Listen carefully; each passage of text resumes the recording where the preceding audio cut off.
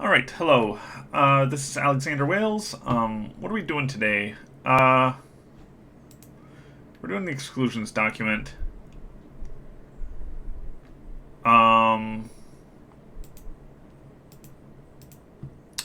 and sorry, I'm just a little off today.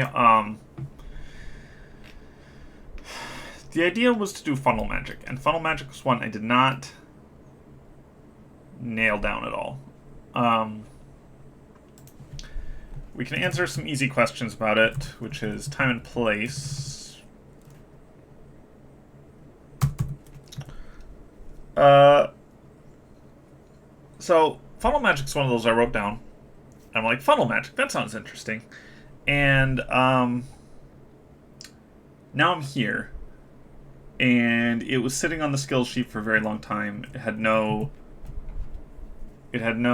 entry for it there, no like one line description. Funnel magic here had just this, and I don't know if I had an actual idea here. If I did, I lost it. I'm gonna lay out the base of what funnel magic was, and I don't know that that's what I'm doing today. Some of this today might just be figuring out what funnel magic is, and what makes it interesting, and why this is an exclusion zone. And if I can't work that out, just scrap this. It does not occur in the it does not occur in the text at all, so there's nothing to remove. But very possible that it'll have to be taken out. So the idea for funnel magic originally, or at some point, was that you would collect certain objects which were all the same. You probably by manufacturing them yourself,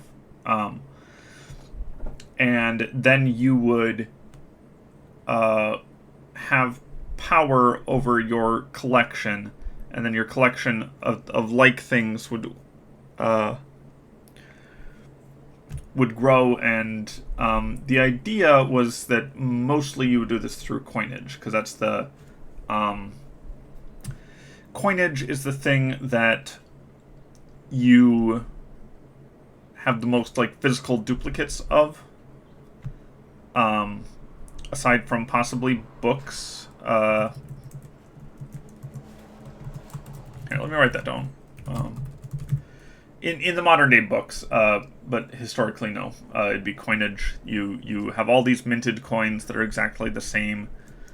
Other stuff in that vein would be nails, but I think that would be like nails used to be more expensive than they are nowadays.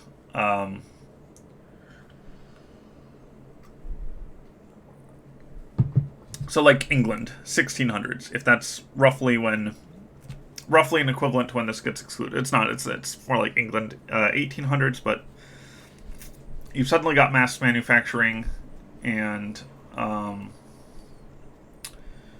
you have all these things made.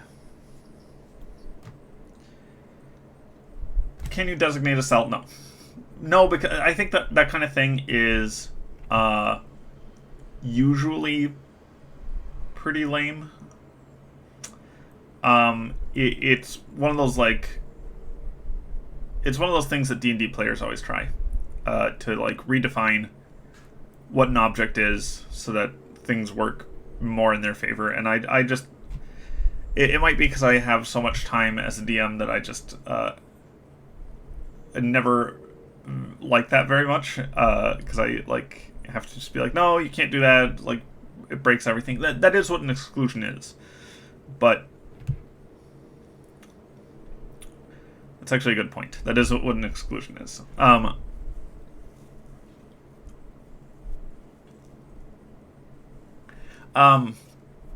Anyway, so the idea is that you would like have you would be able to like designate a coin as your like keystone object, and that's like the only object that you can control or see through. But there's so many coins that are all around, and then you suddenly know where all of them are. And can move them and funnel them toward you. And I'm like, is that interesting? Is that... this is not coming... In the actual exclusion document, this will not be coming immediately after Rove, but...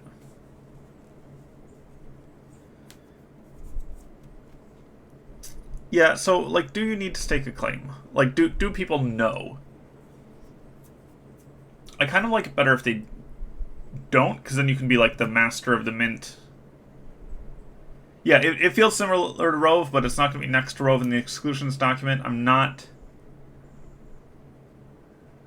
okay, I am a little worried about it, but I'm not... I don't know. I went to a GPT-3 and I was like, please tell me something. Like, figure out some alternate thing that I can make this instead.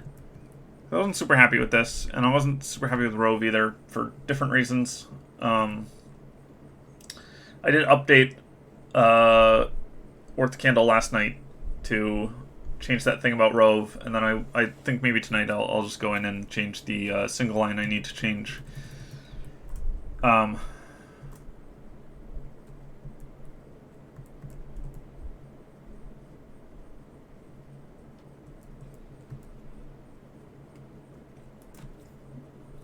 So here's the idea that I like. I like the idea that you designate coins, and then mostly you're just using them as listening devices and occasionally skimming things off the top.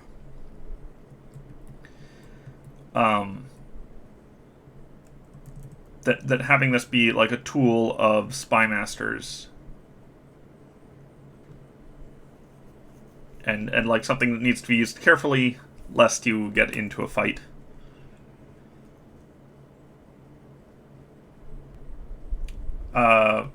But I don't know for sure. I'm going to try writing this, and this might be one of those days where I write a bunch of stuff and then I scrap it all because I hate it.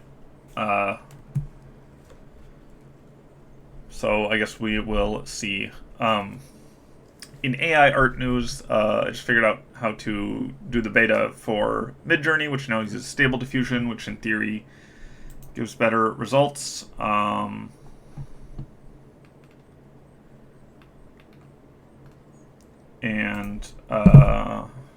Sorry about that. I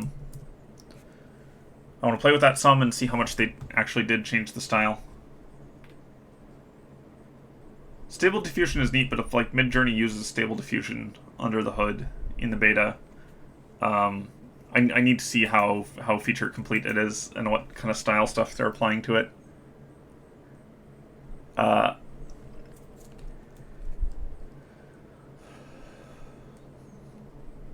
Okay.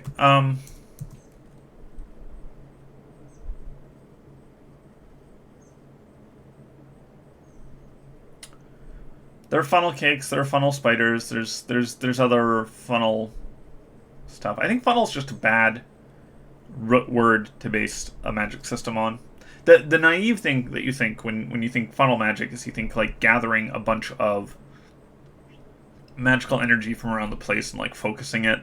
If I weren't writing dungeons right now, maybe I'd want to do that. I also don't think that's a super by itself interesting basis for a magic system, but I guess I don't know.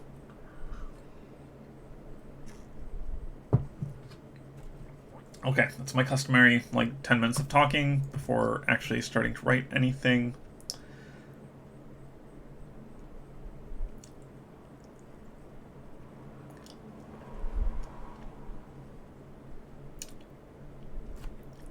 I think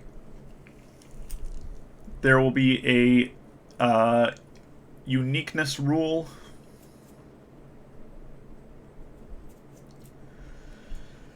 So that only one person can have authority over a thing at once.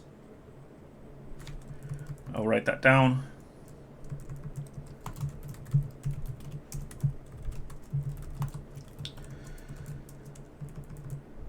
Okay, what do I... Let me stop real quick. What do...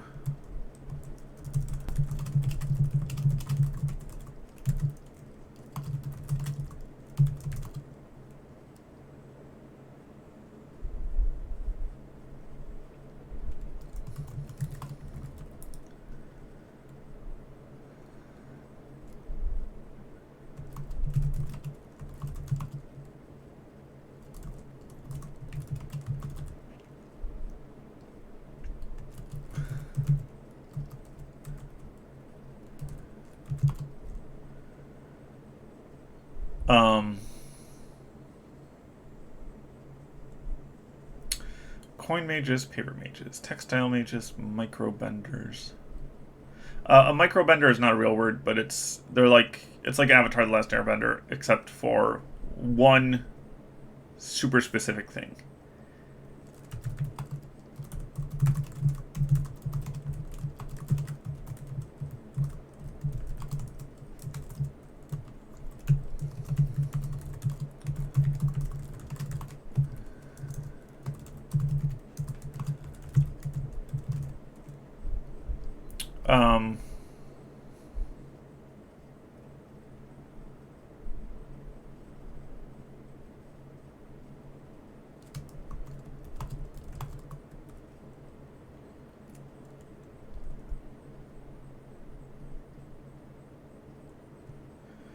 Okay. Is that interesting? It's hard to say.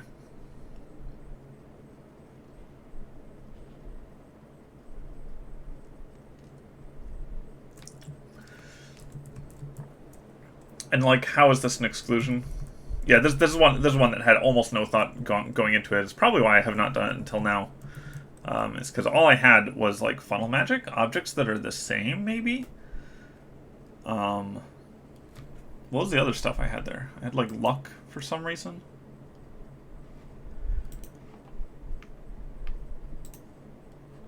I do like the idea that you're like a dime bender.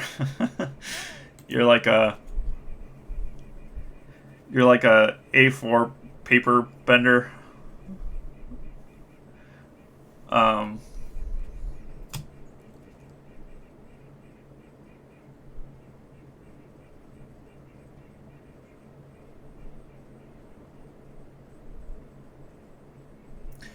And I really am thinking about the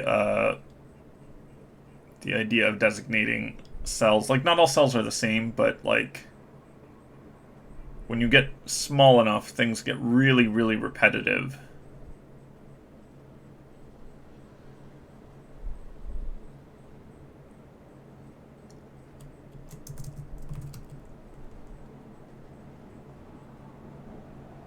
Speciokinesis or speciokinesis, as in it would be pretty terrible. Yes, I mean the idea that it gets more and more powerful as the ability to make copies of a thing, to have like stamps and mints and stuff like that just like absolutely churn things out, is good or interesting. Like, can you use it on sand? I think some requirement for it to be a manufactured thing would be good, but then like how, like, because sand is very not at the microscopic level, I guess, which would be the important level, but like sand and dirt and plants and stuff get very maybe not identical. I mean, obviously any coin is going to have imperfections just due to the level of manufacturing, but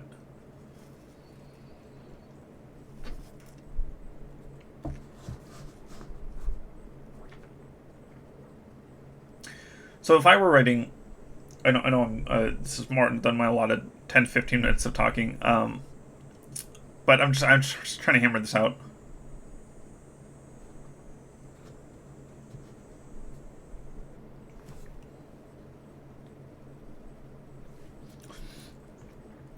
Yeah, limitations on power based on the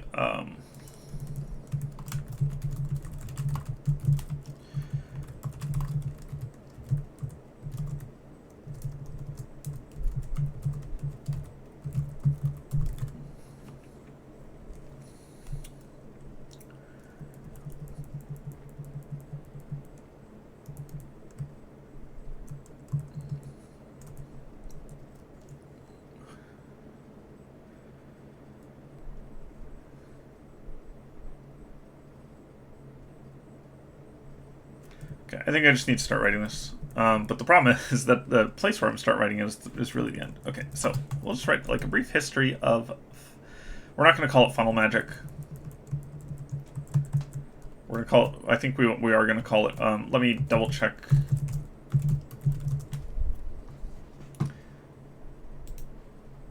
A kind or sort.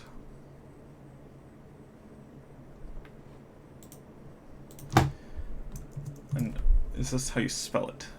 Money in the form of coins. Okay, so this is going to be a... This is not actually a pun, but...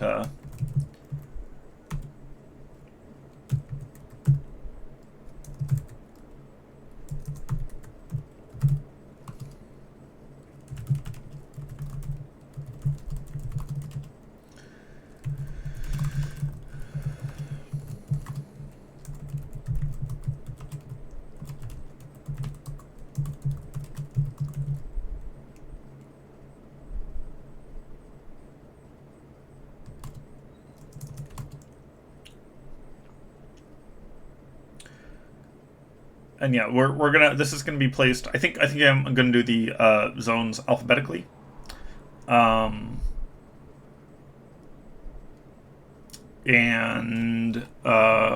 hope that it shakes out that we don't get too many duplicates in there. We don't get too many.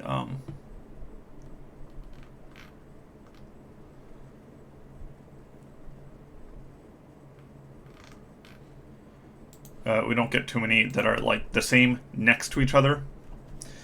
This one is being written right next to Rove, which in the full doc I wouldn't place it next to Rove. Unless I was trying to compare and contrast thing. It would also be interesting.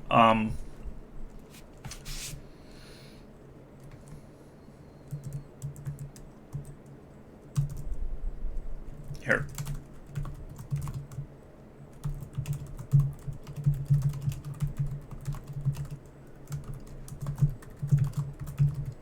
It would be interesting if Rove was using some forgotten or unexcluded branch of funnel magic, if these are in fact the same magic system, even with their differences. I'm going to put that to do in. I probably will just erase that to do and not actually do it, but I'm big on notes for myself, and one of the reasons I'm running into problems with funnel magic is because I did not leave enough notes, or I didn't create enough notes. I didn't hammer this out when I wrote down funnel magic. I was just like, yeah, we could do something with funnels.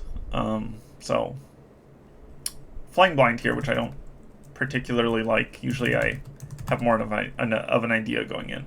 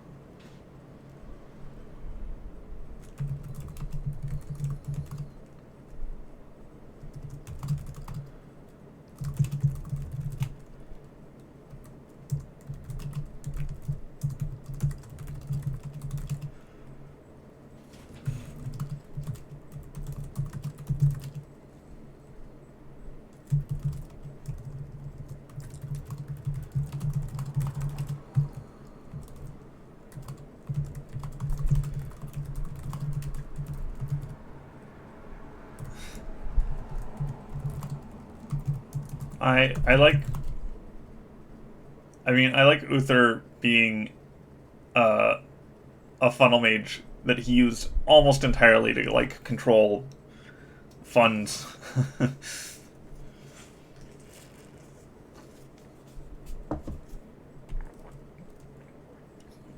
Or becoming a funnel mage solely so he could stake claim on a specific coin that he was minting and make sure no one else could use it. I don't know if that's going in, but it's funny. Or not funny, but...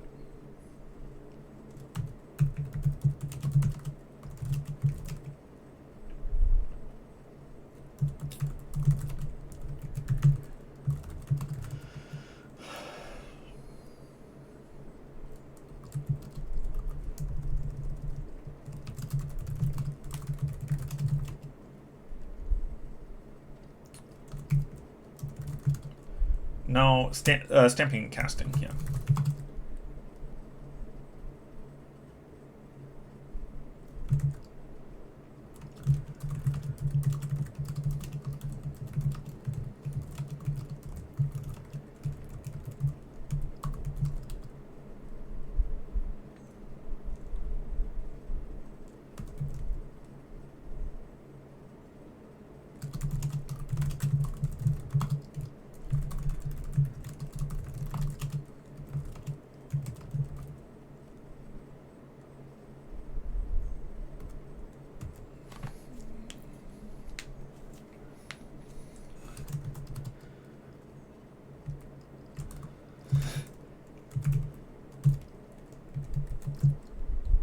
Speciekinesis. Whatever. That looks dumb as heck, but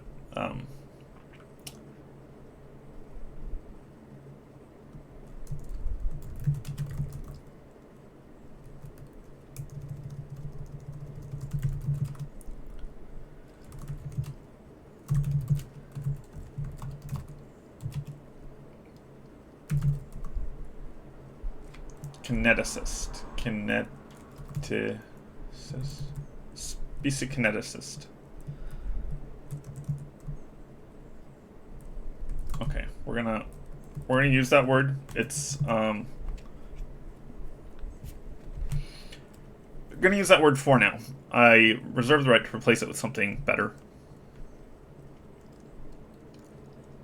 Well, specie is a pun. It's not a pun. It's like, I guess it's not wordplay at all, but I still like it.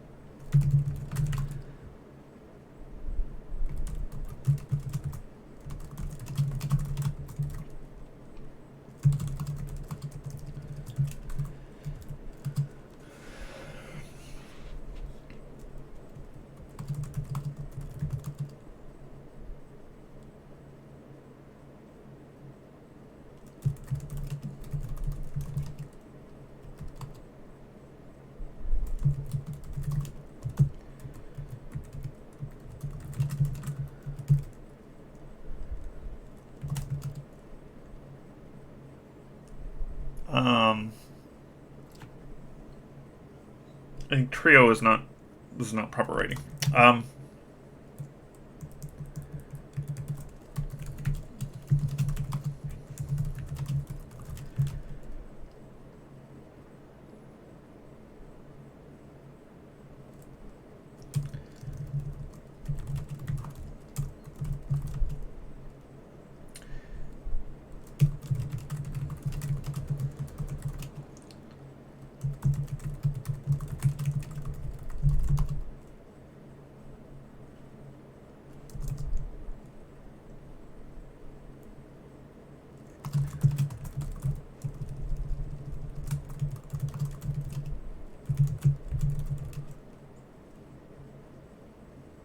Yes, but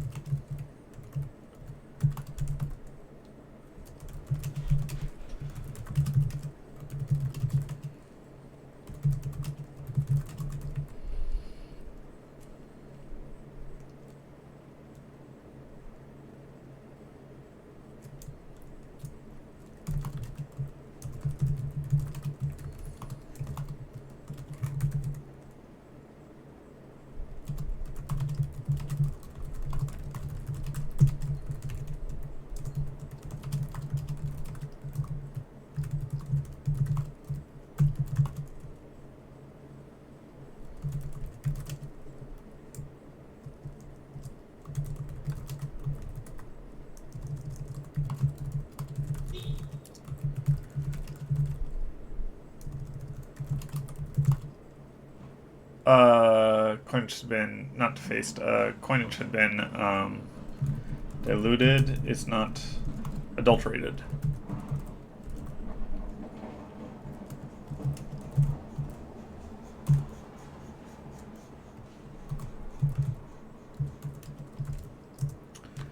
Sorry, there's a section of this Wikipedia article that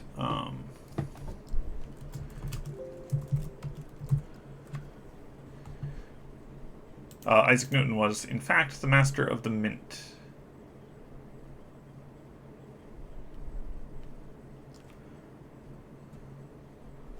Clippers, yes. Clipper, okay, those are the words I was looking for. Had been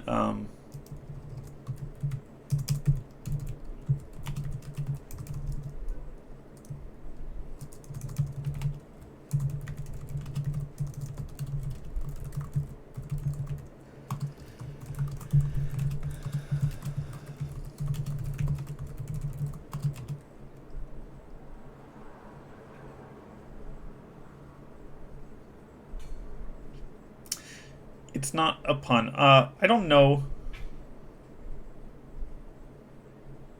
It's one of those puns where I don't know if it's a pun, because it's like the same. It's the same word. It's just pointing out that there's a shared etymology there. I think there's here. Let me check if there is a shared etymology. I assume there is.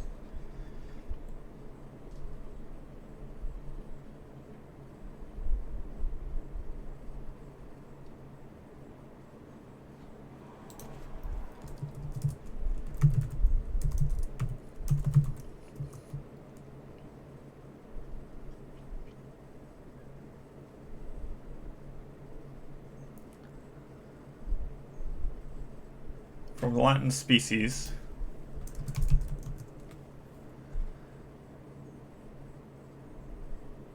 Yeah, it's. I mean, okay. I'm not gonna worry about it too much, but it's one of those puns where I'm like, is this actually a pun? So there's a wonderful pun from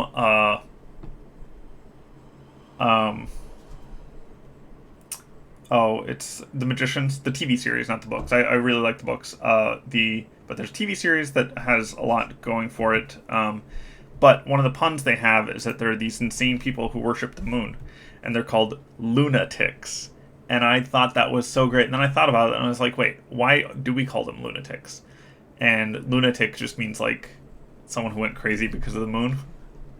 And I'm like, well, that felt a lot better when it felt like you were bringing two separate things together. But this is just like literally making the more abstract word lunatic, bringing it back to its original meaning, which means it's not, to me, as much of a pun. It's not bringing these two disparate things together in a form of wordplay.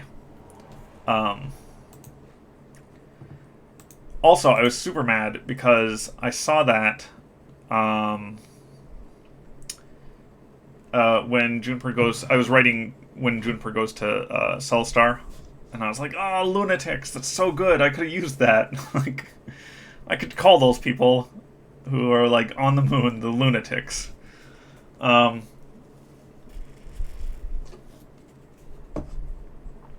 I do try not to plagiarize unless it's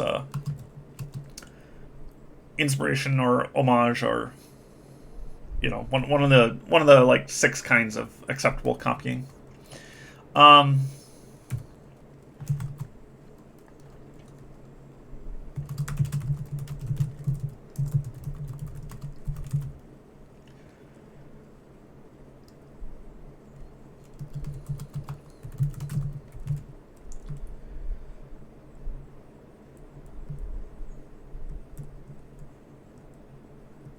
I like how they want to call this a species kineticist, like that's a thing.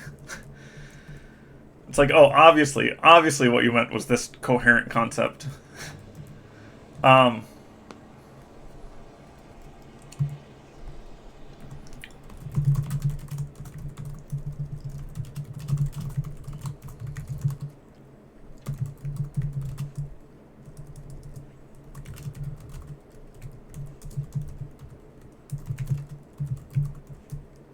uh,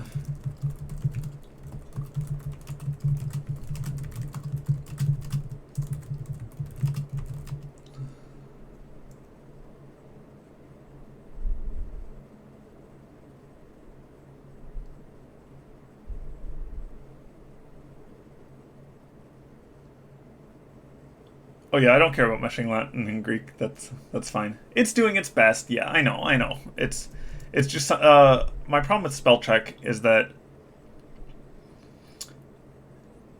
it's dumb. It's not. I mean, I feel like it's machine learning of some kind. I just wish it were smarter machine learning. I feel like with deep learning, we should be at the point where it can not make as many mistakes as it does. Because I'm like writing a fantasy document, and it always tries like I run into this problem in dungeons all the time, where I'm trying to write mages, and it's like, oh, did you mean images? And it's like, no, I meant mages. Like, mages is a word. It's an actual legitimate word. Like, this is not a real word, so I cut more slack there. But it tries to take my words. Well, is deep learning going to? Yeah, I think deep learning will probably make things possibly worse. But I feel like if you have a whole document, I don't know that they ever would actually do that, but I feel like it would understand mages in context if it had better learning. I might be wrong there. I might be wrong, and it's just going to keep.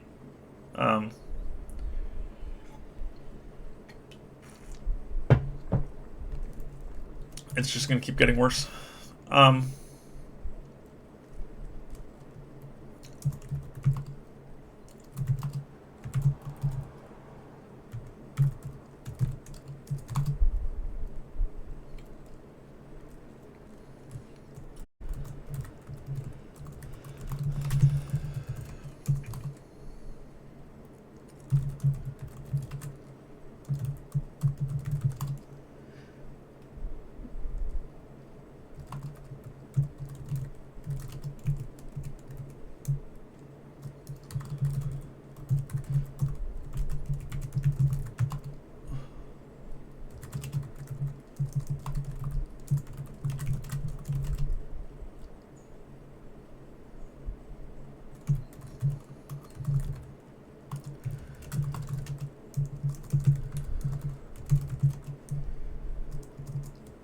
Oh, standardization is a big one.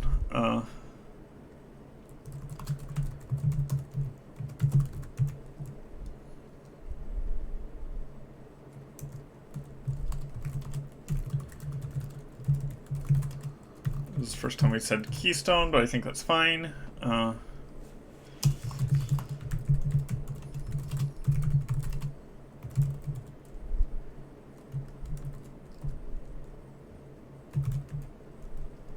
Interchangeable parts, yes.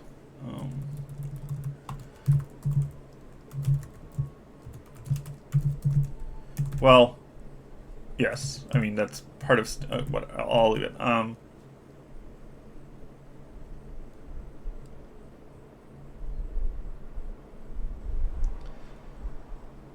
No fate or narrative component. Originally I was going to have luck, and I don't know how I was going to tie luck into it.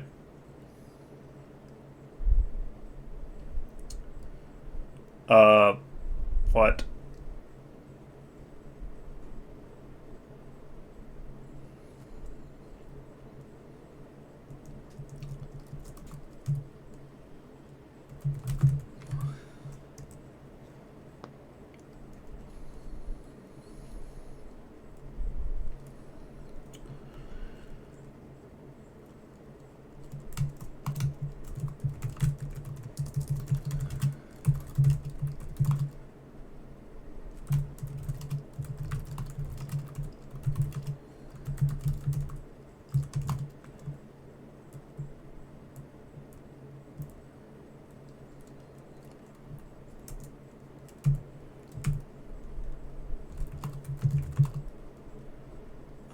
paper.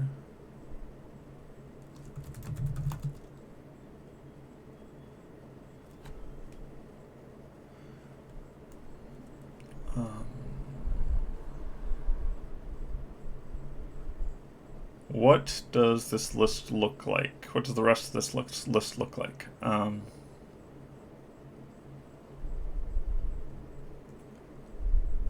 Yeah, I don't know why luck was in there. It was luck in quotes, too. I have no idea what I could possibly have been thinking. It's like luck, etc. This is a key example of a bad note. Because I was probably thinking something. I don't think it was like a flash of insight type thing. I was just like trying to gesture in a general direction. Sometimes you get that flash of insight and you're like, yes, this is the way to solve this problem. So long as the magic is interesting, I don't care if the exclusion is not. As long as this stuff is interesting.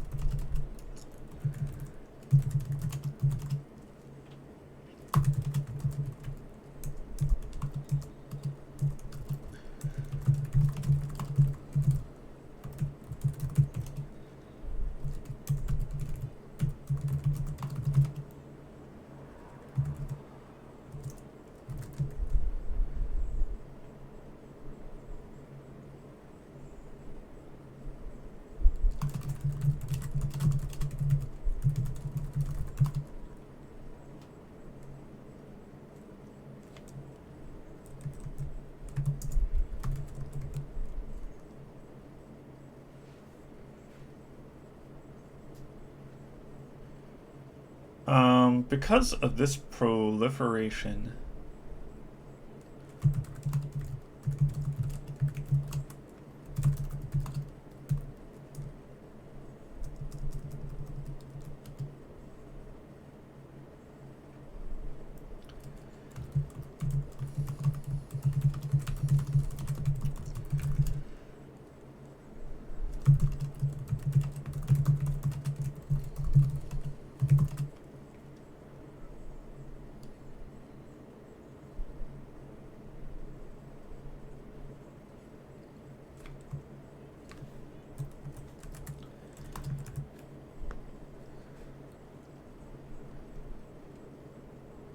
I feel like you don't have a moving house because you don't have mortar. Like there are reasons that that we stick the bricks together. Also, your house would need to be like entirely brick. But I feel like if your bricks are consistent enough, if you are able to make like reduce the imperfection and reduce the tolerance and stuff, I think it's limited by weight. But then like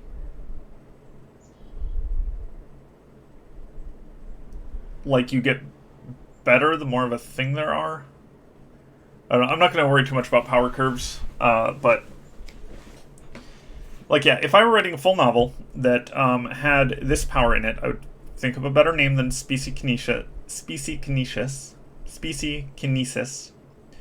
Um, and I would have the protagonist have some kind of unassuming power and a lot of need for secrecy and stuff, knowing that you might be watched if like someone has a coin in their pocket.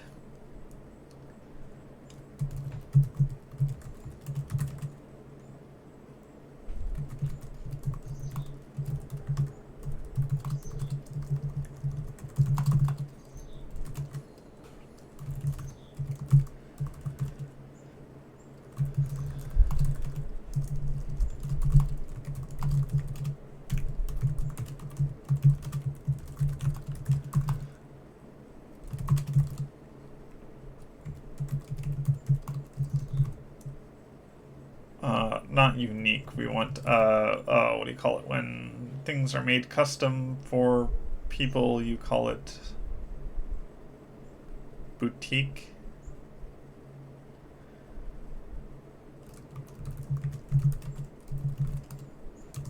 Bespoke, yeah. Bespoke was the word. Thank you. Brain's not at 100% today.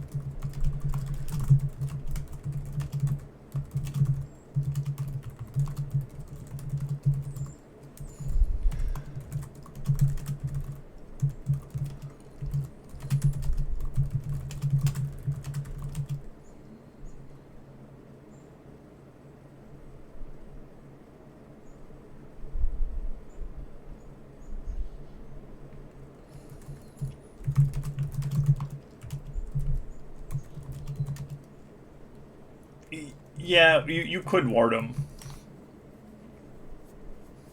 I'm gonna leave the bespoke rooms in because it's more interesting. Uh, I mean, it also like if then you need to bring a warder into the mix. Like if you're doing cloak and dagger stuff, you can just have it set up and not have to do that. You like you're searching for when you're looking over the room, you're looking for. I mean, you'd want to order anyway for that kind of stuff usually because you don't want to be. I'm just not gonna worry about it. I'm gonna include the flavor and the skip out on the more practical solution. That will be left as an exercise to the reader.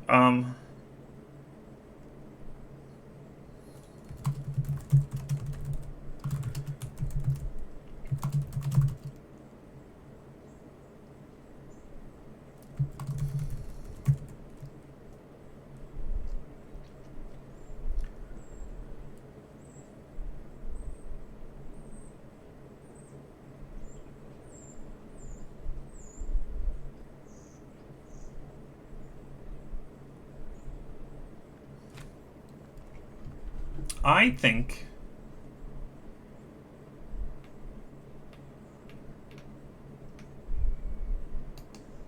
this is actually a candidate for being the secret in-person exclusion, possibly. So there was supposed to be one exclusion that people thought was in person, and one that wasn't. Sorry, I'm gonna resort this by.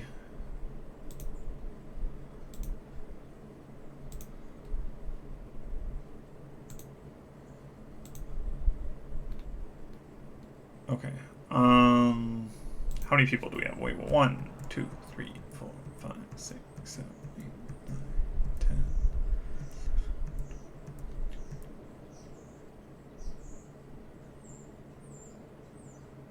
10. This was gonna be my secret one.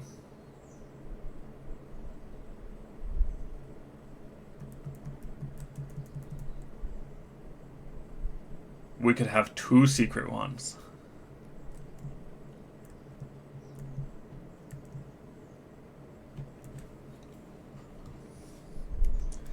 Okay, I'm gonna resort this and think about that. I might just be doing one today. I don't know. I wrote almost an entire chapter of Dungeons last night, and I think I overdid it on the writing, or possibly I just didn't get enough sleep or something.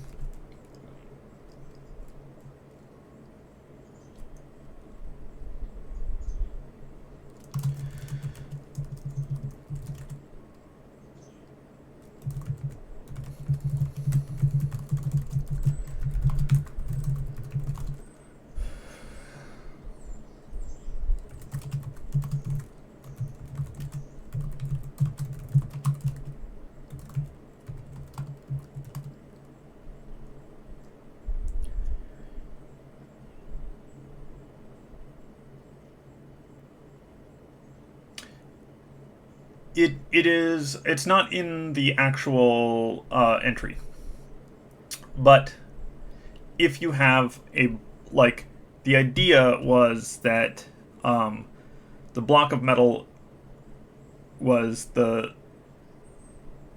weight of the average person, and that explains why it's like self-conjoining, is because it has that conjoining power from having been conjoined to a conjoiner. But it's not actually in the text itself. So it's just there. It's there to be a theory that is unexamined, I guess. Maybe I might change my mind on that and just include a bit about it, because it's also one of those things where if like 90% of people are not going to notice it, why do it that way? Okay.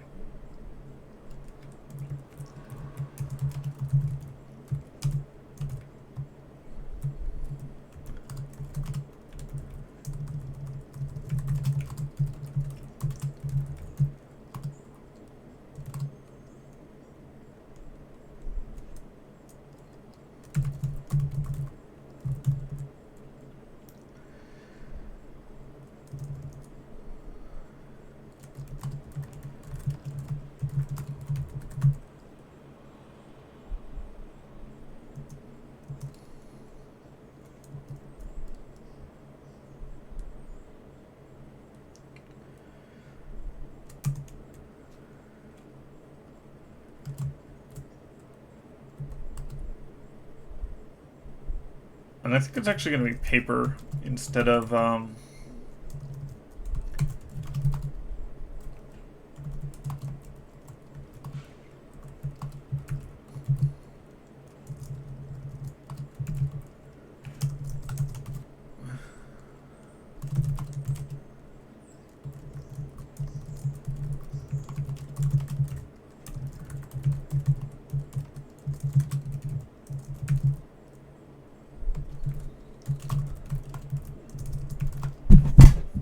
sorry about that. Just bumped my microphone a bunch. I need to see where this one is.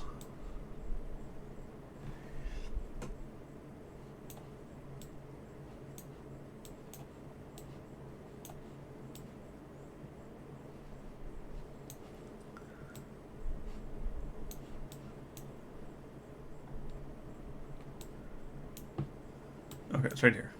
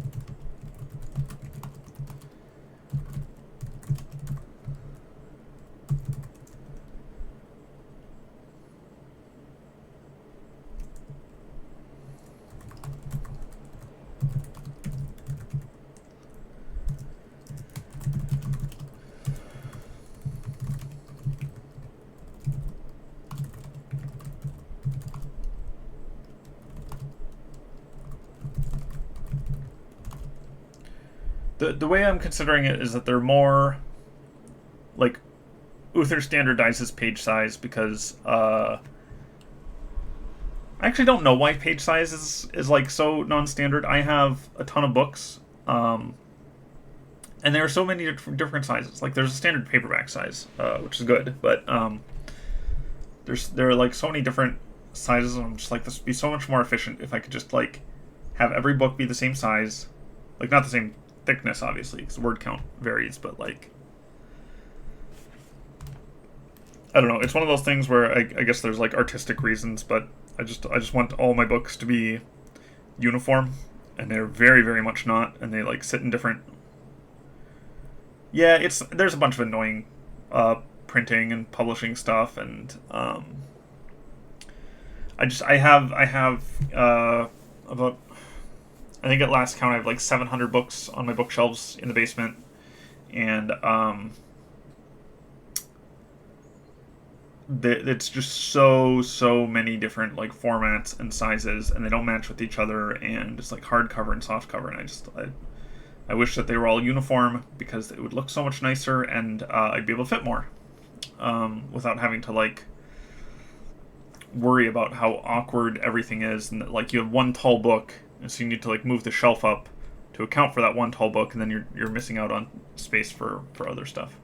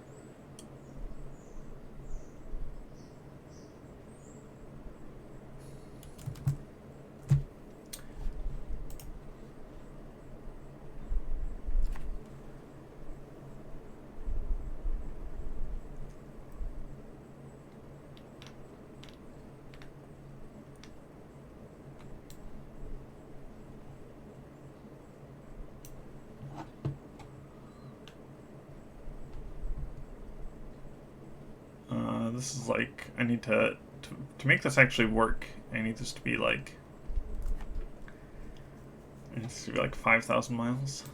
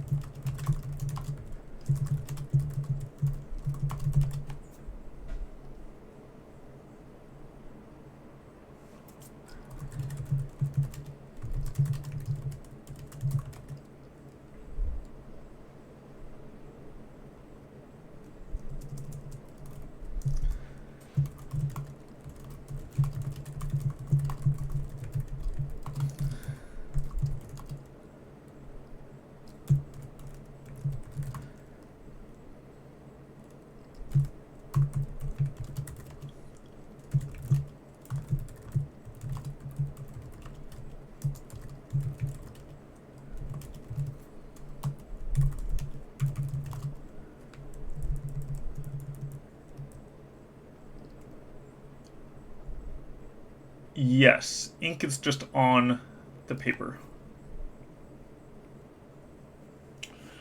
You could add Portal Magic in. Portal Magic is later. I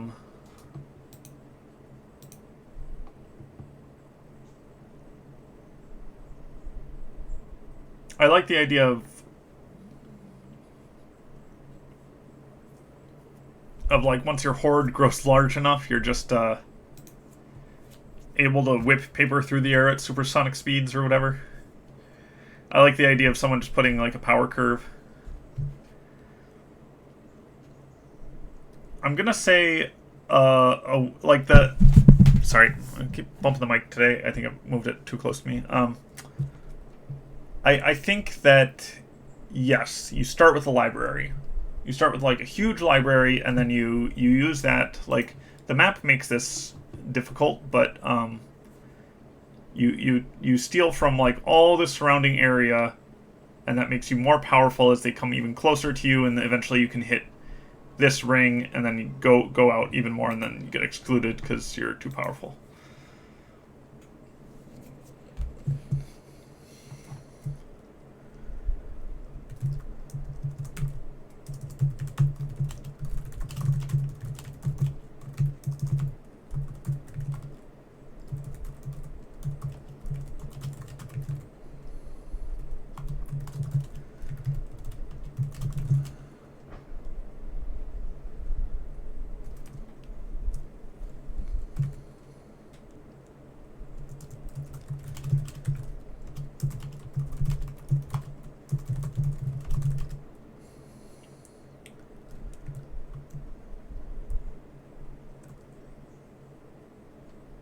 Delete.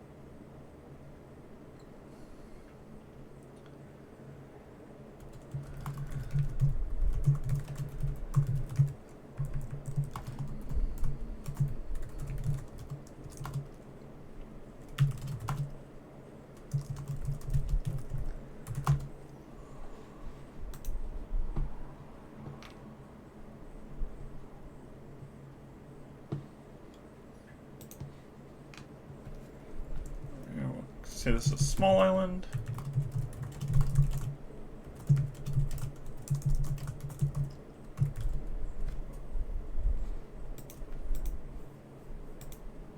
Good old Isaac Newton.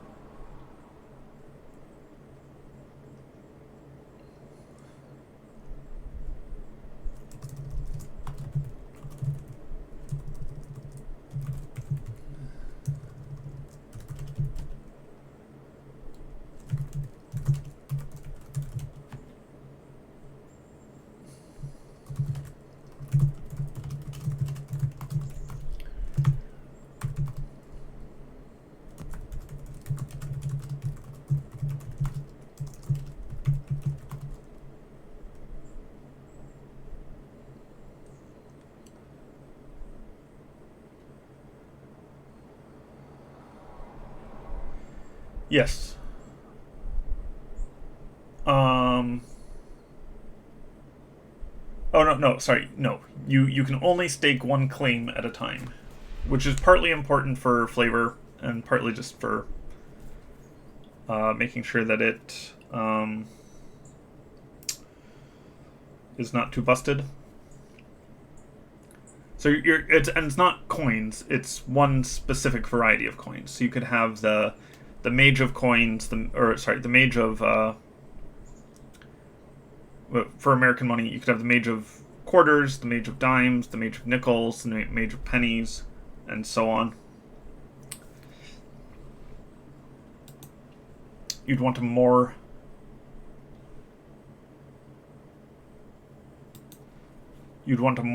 standardized than our coinage actually is. Our coins have different. Well, we have like the 50 states coins where the back of them is different for all of them, but also there are markings on the coins that say what place they came from.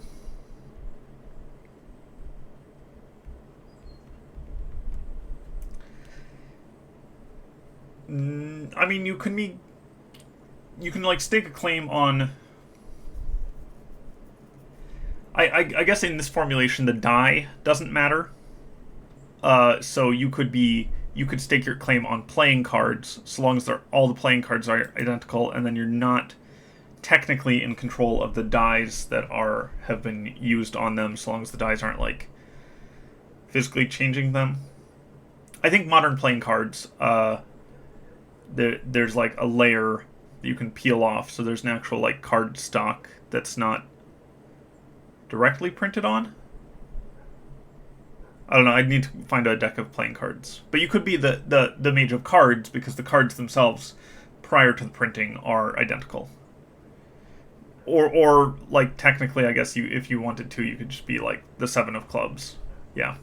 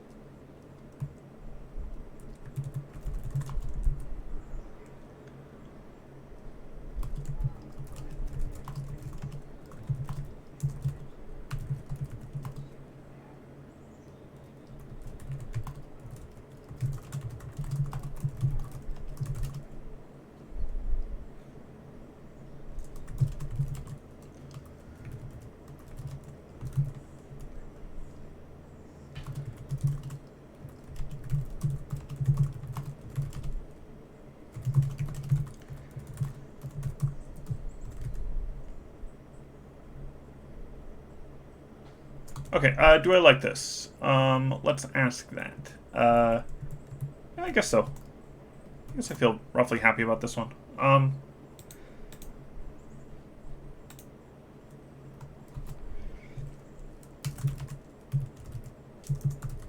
I did actually read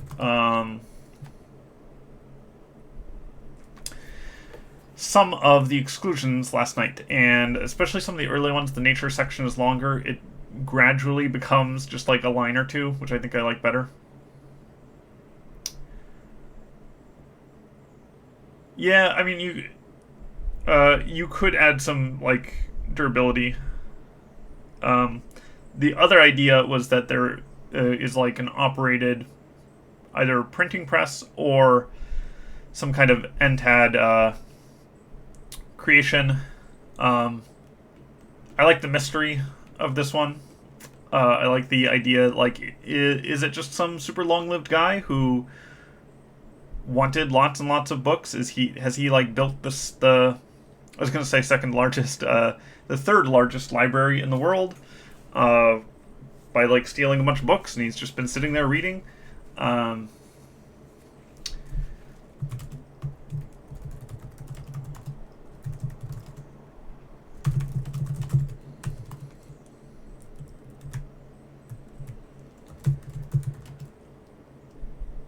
the goblins.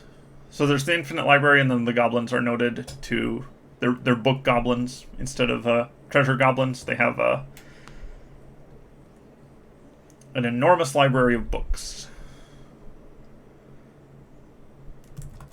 Um,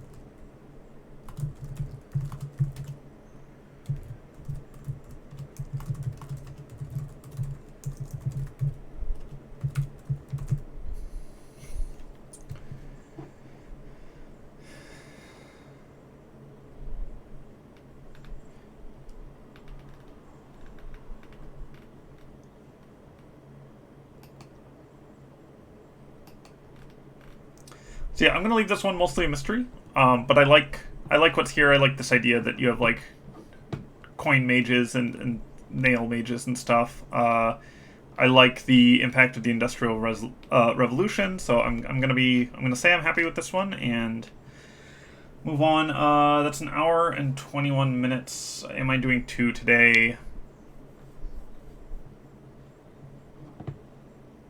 Let me think about that. Let me think about where I am on... Okay, I'm going to call that one done.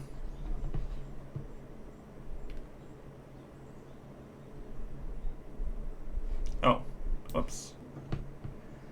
Sorry, I moved that out. Oh, my mouse is being... Oh, my mouse is almost dead. That's why.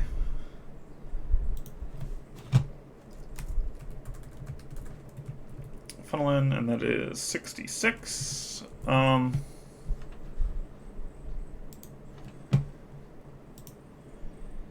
that one done. Do a resort.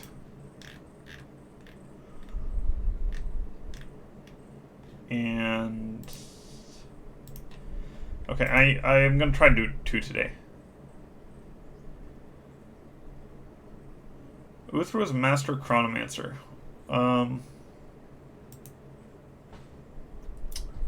Yes.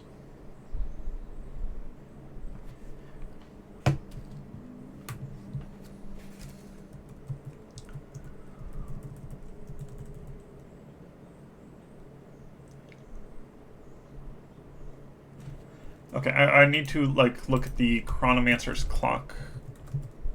I like... This is the only mention of chronomancy in the actual text.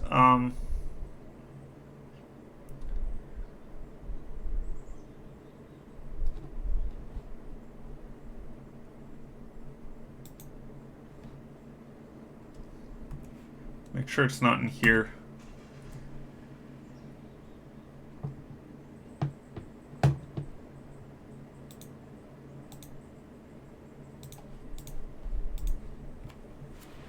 Okay, so this is post-Uther.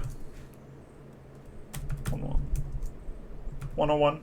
101 is fine.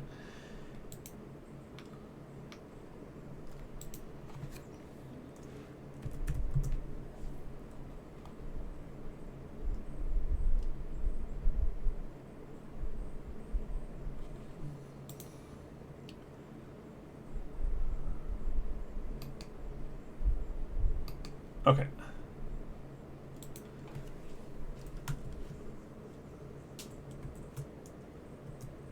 I think this is a short entry.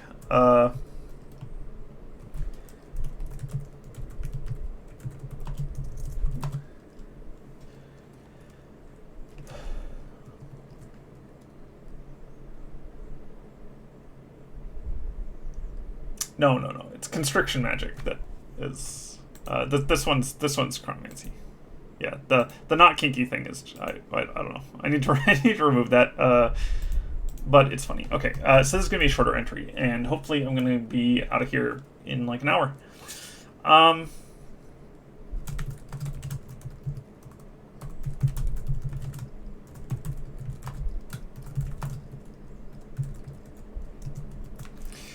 I might go through. It's gonna be a pain in the butt to do it 70 times, so I might go through and change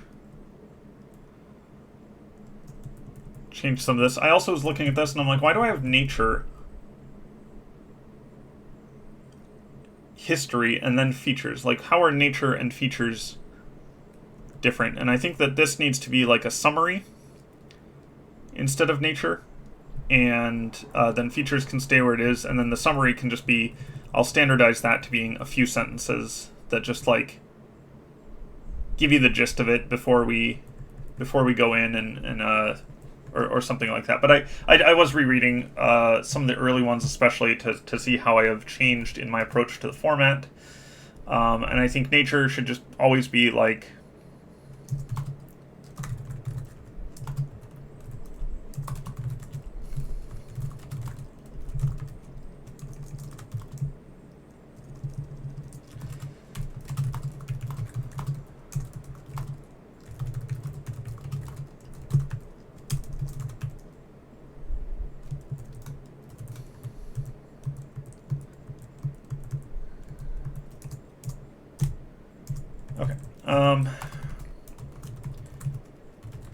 but yeah, I standardized nature to be mostly just a summary of, like, this is what the zone is in one sentence or two sentences or you know, sometimes three.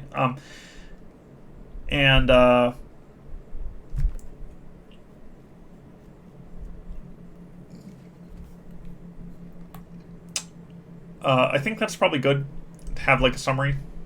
So what I'll probably do is just find and replace nature with summary, and I might just, because this is like, this little code is part of it, I might just move code down to its own line.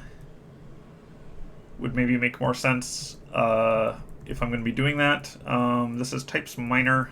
I think that is correct. I think I did like a tiny amount of work on this last night, the exclusions doc, and partly because I was worried about funnel magic. I think funnel magic turned out fine. I think it is similar to Rove, but it'll be separated by Rove from a bit, and I think it's interesting in its own right. It feels like the kind of thing that I could hang one or two stories on, at least. Maybe not a novel, but like a story where our protagonist is some kind of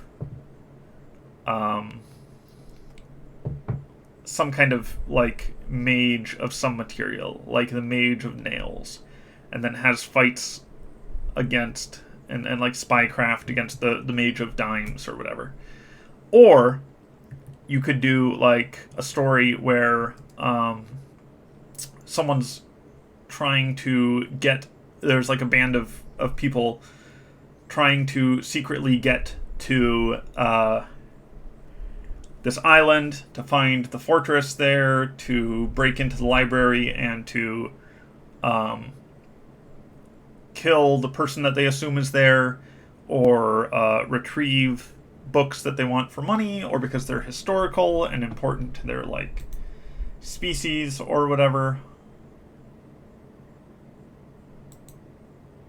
Um,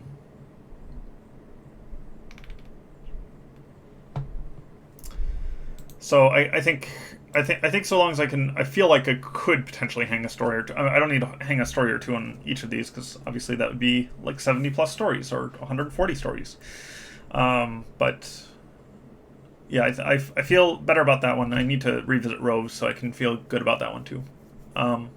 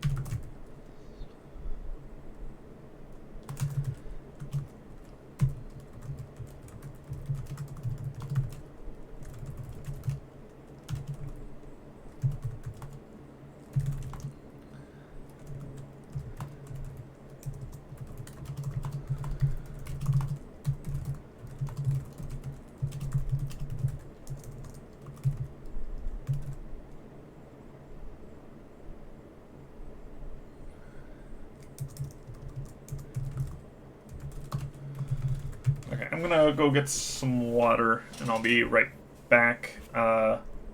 And maybe do some hand stretches because my hand's hurting a little bit because I've been writing just a lot. So yeah, 1 minute break for me.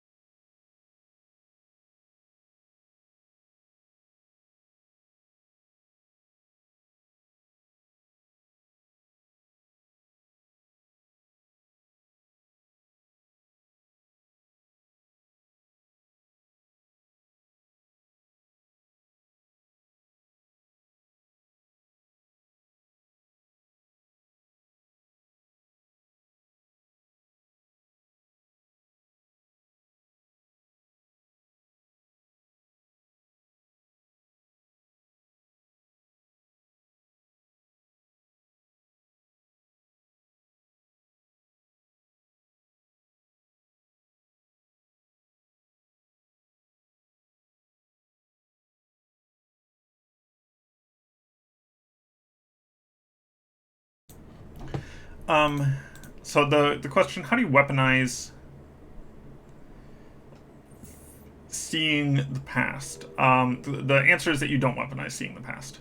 I mean, you can use it for like knowing secrets in spycraft. Mostly, your vision of the past includes changes to the past. This was a there's an Orson Scott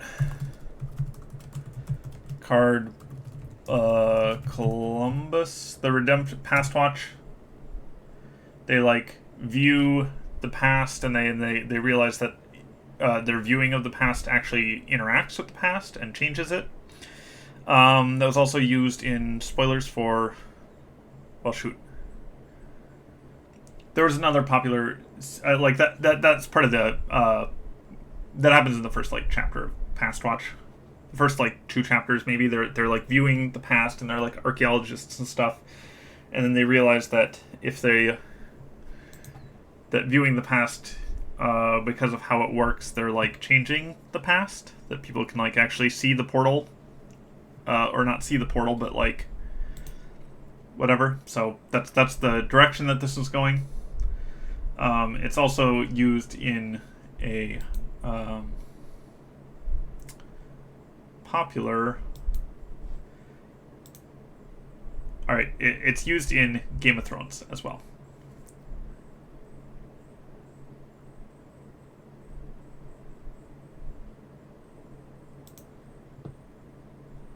Okay, well, I'm sure that the idea of like viewing the past interacts with the past. You can't just like view the past as a completely outside observer. Viewing the past changes the past.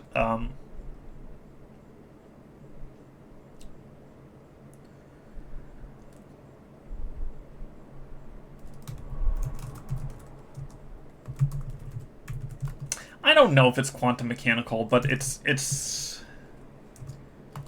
an interesting idea, and hopefully I will do enough with it that you're not just like, oh yeah, this is just Past Watch, or oh yeah, this is just the whatever they call it, green seeing in Game of Thrones, or whatever.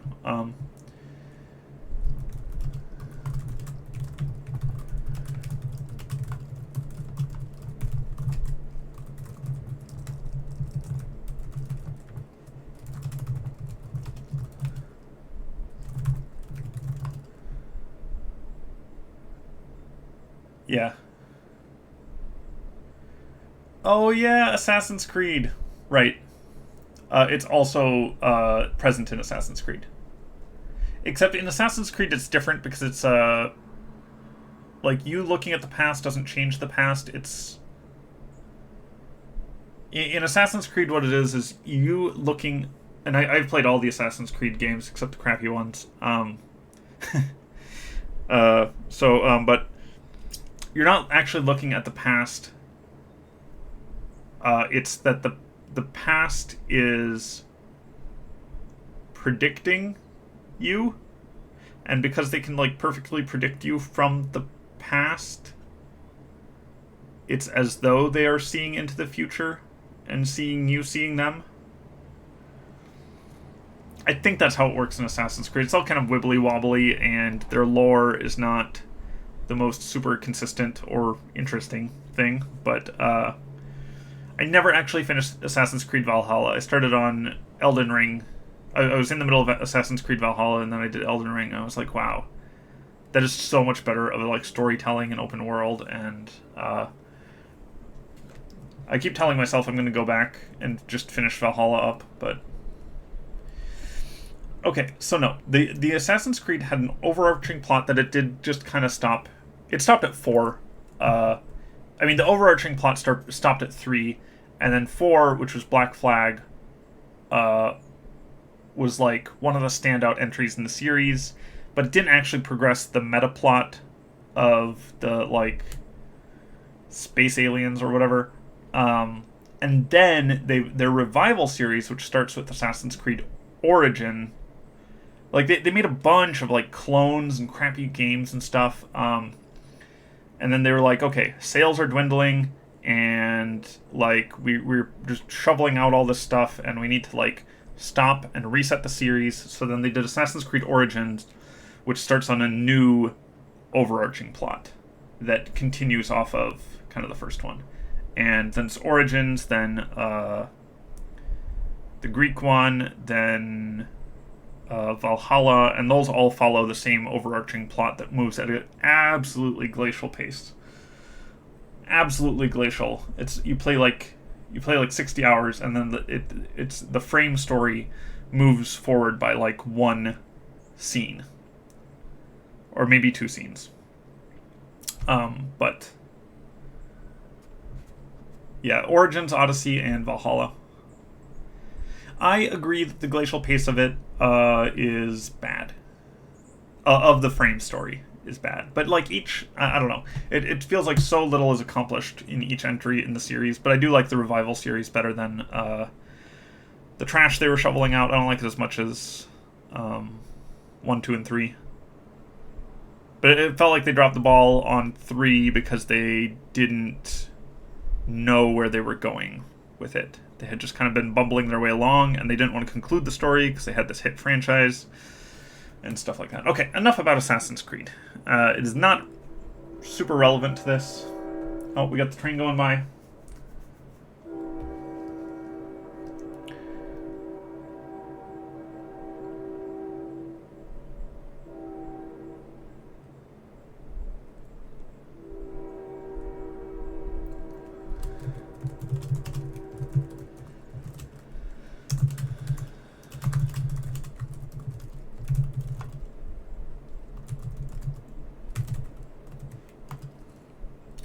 Yeah, I've done almost no international travel. I grew up pretty poor, and then like when my wife and I did have money, we just didn't really want to spend it on travel. So I've been outside of the United States, unless you count Canada. I've been outside the United States once. Went to Ireland, and part of what I like about the Assassin's Creed series is that you get to like see a lot of places, and they put at least a little bit of effort into trying to map those at least individual buildings accurately. And there's all kind of, conspiracy theory, kitchen sink type stuff in there as well, but they do try. There's, they try to get some of the history right. Which is one thing I've always appreciated about the series, one of the things that keeps me coming back to it. But yeah, as someone who just has never really traveled, like I've been a lot of places in the United States, but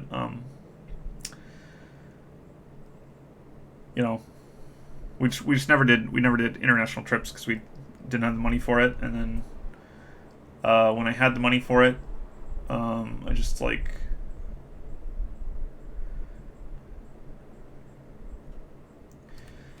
didn't do it.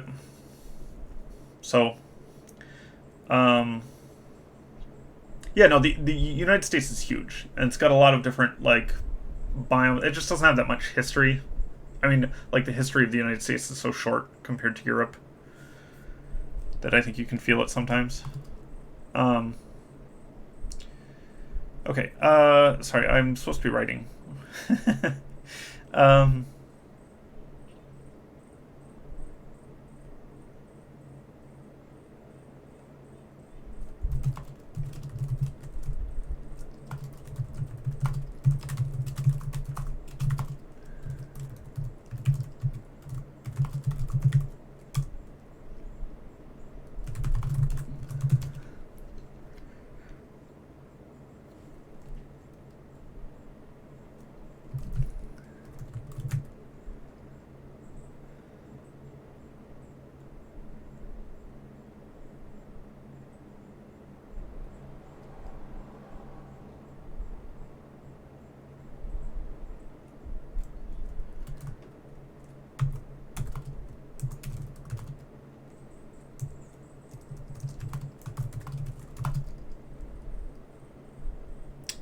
And other academics.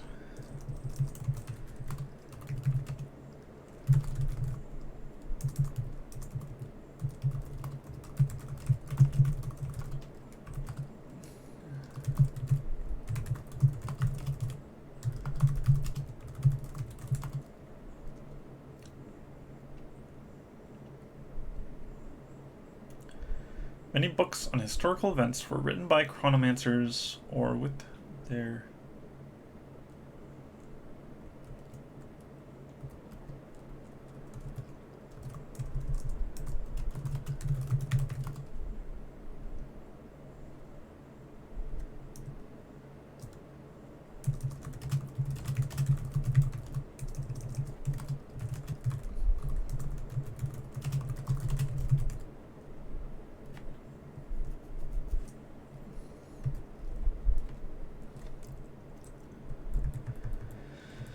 Okay, maybe I should have done two.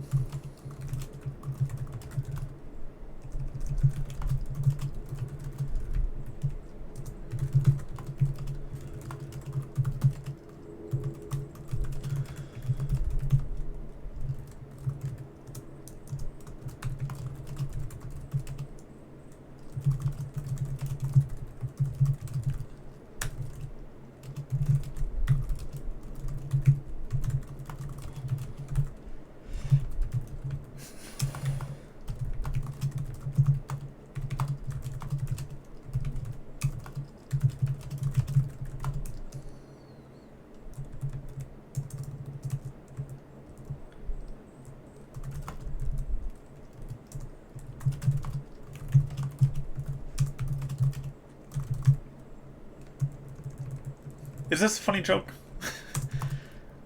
Maybe I'll work on the delivery of that later.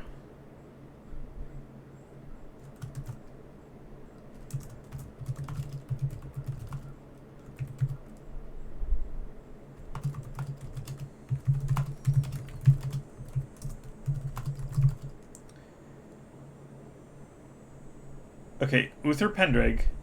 Yeah, okay. Well, I'll work on that. I think there's something funny there. But I'll work on that. Gotta figure out a better delivery maybe.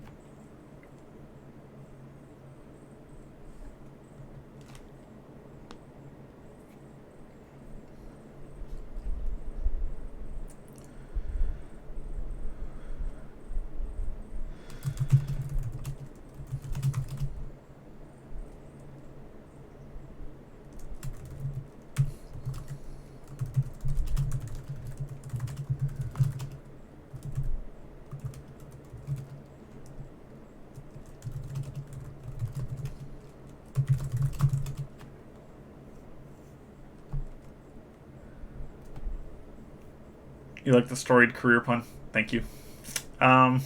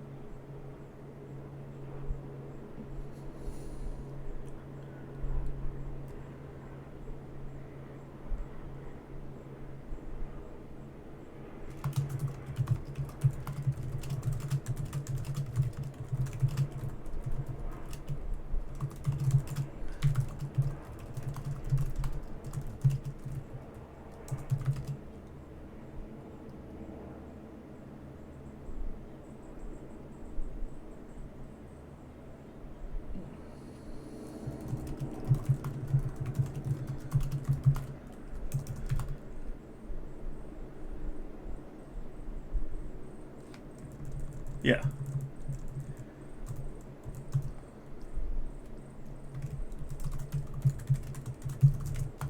Do I put these in brackets? Are these notes all in brackets? Is that... Well, I guess that's what I've been doing.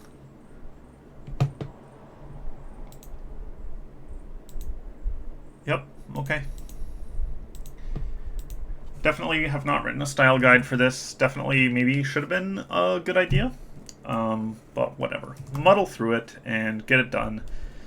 Just spend some time on the back end. It is crazy to accumulate technical debt on a world building document. I guess it's not technical debt. I guess it's editorial debt, maybe?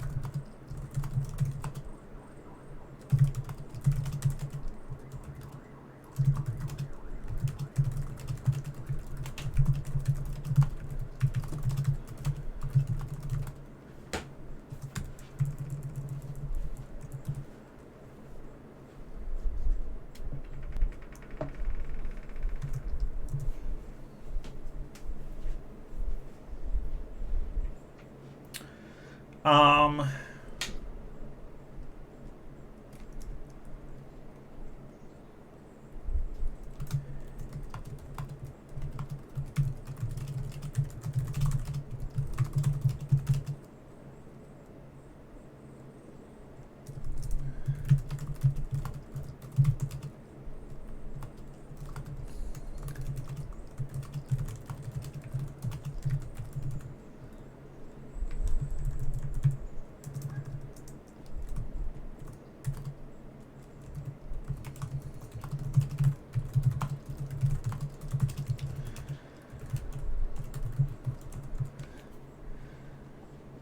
knotted noose. I need to find the location of.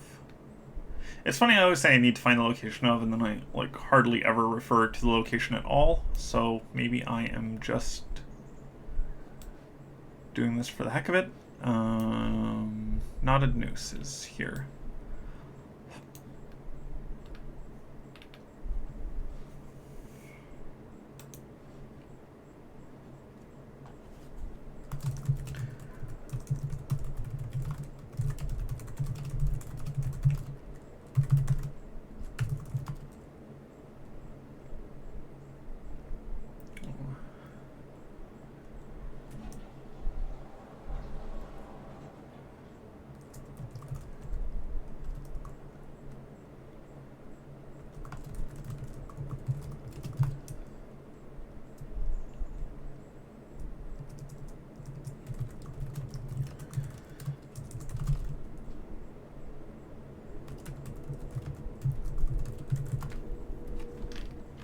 we call this minor? Yes.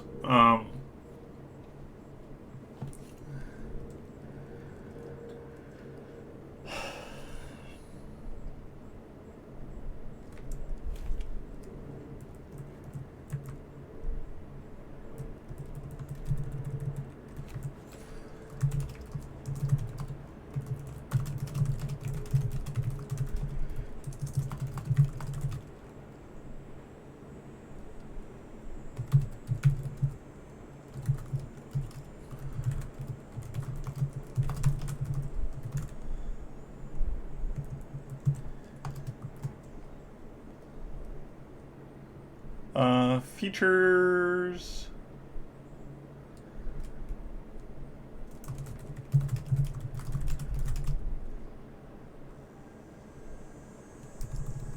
What do we call this? Can easy. Knez.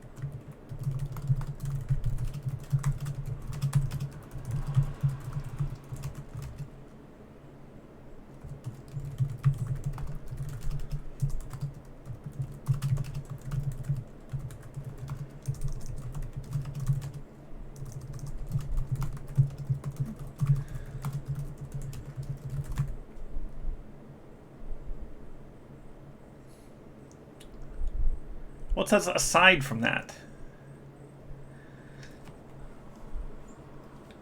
It's like saying aside from the bullets, a gun is safe, right? That makes sense. Okay. Um,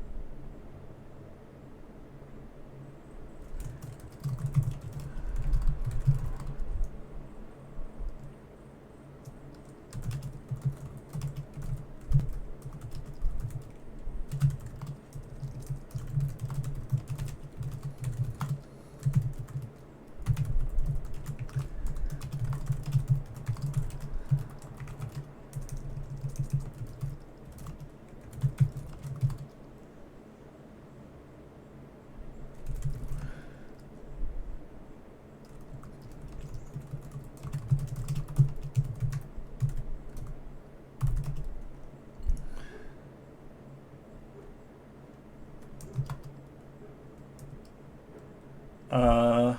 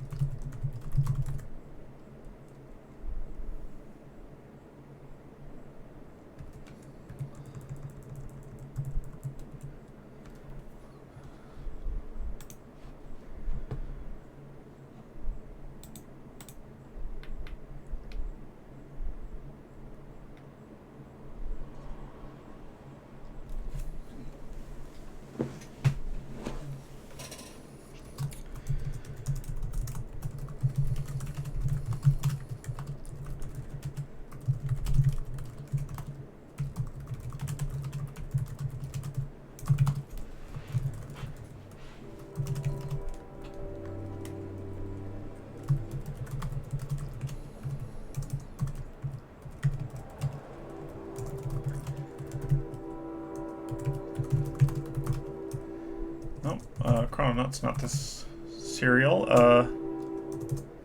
Chronomancer. Oh man, this train is annoying. I think what's most annoying about this train is that I don't actually believe that the whistle is doing anything. I think it's just for the tourists, so they can be on a train and have a whistle blow. Because that's one of the things if you come up to...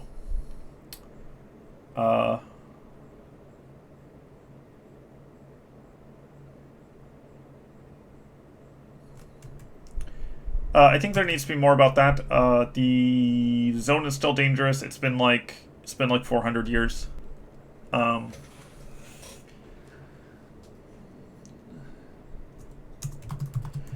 no avail.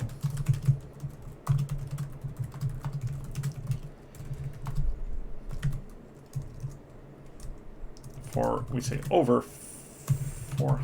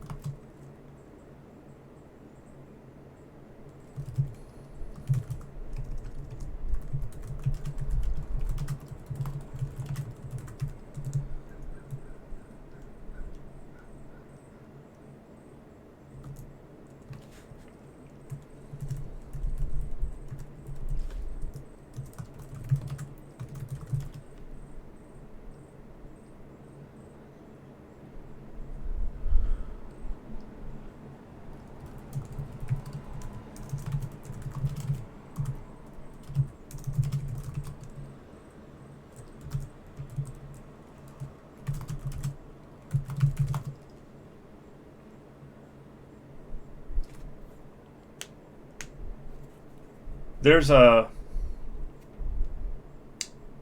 So there's the train that goes by. I live next to... Or I live in a city with a big lift bridge. And there are 2 enormous train horns on it. And it blows both of them. It goes... Bap, bap, bap, whenever a ship comes through. So you can hear that one on a very clear day. I'm like probably like 3 or 4 miles away from it, but on a very clear day I can hear the sound of that one too, greeting the ships as they come in. So we got a couple different horns, but those ones need to be it needs to, the atmospheric conditions need to be right for me to be able to hear it from that far away, and it's very, very faint.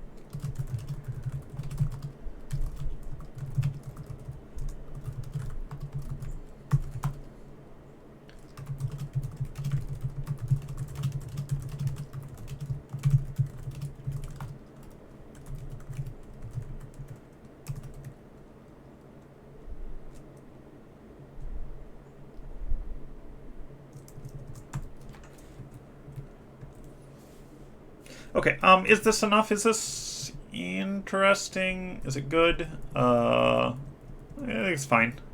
I'm not hyped about it, but it's done.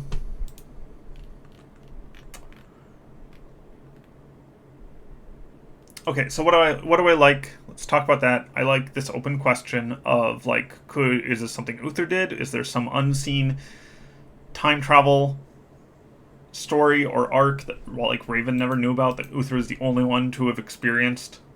Like,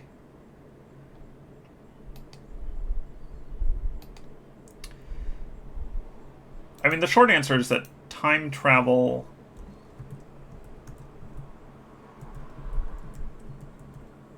is wibbly wobbly.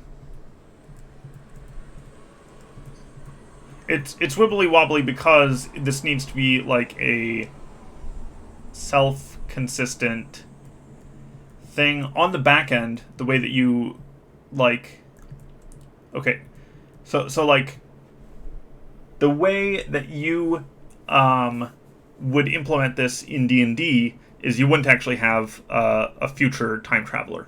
You would just be generating it, and you have this prohibition on. You just say people are dying from that, and then you're setting up for this thing that's going to happen later, but you're not actually like creating stable time loops, because that's an absolute pain in the ass. You're just being like, okay, I'm going to reconcile this later. Right? Like the D&D way that you do this, you do not. Maybe this should be a note from Juniper. Oh, do I want to add that though? Okay, I do. I do because I find it, if I'm going to be talking about it anyway, I might as well just type it. Um,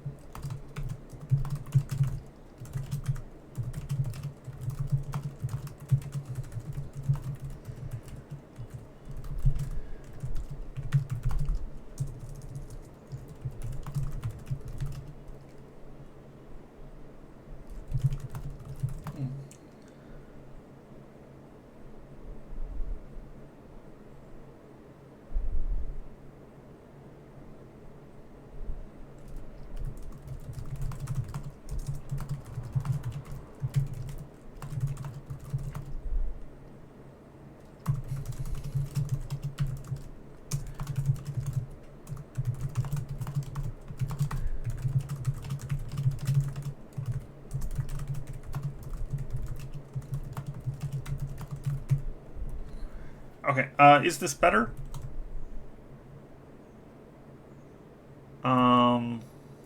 Well, is it good or interesting? I don't know. I don't know. We'll leave it at that.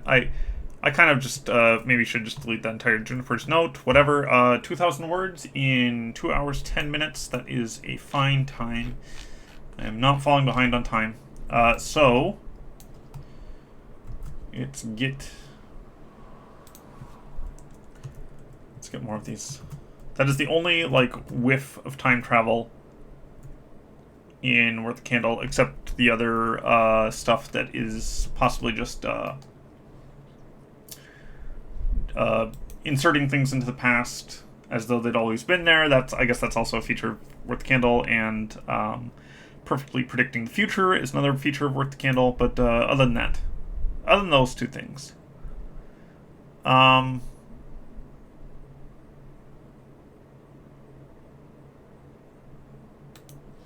so, let's change this to green. We had it 101. We have that first pass complete. Next time, I'm really running out of the ones I actually want to do. This can just be deleted. Delete row. Okay. These can also... No, I'm going to leave these in because these actually contain something. I'm going to do Mirror Magic. I'm going to do Mirror Magic next time. So...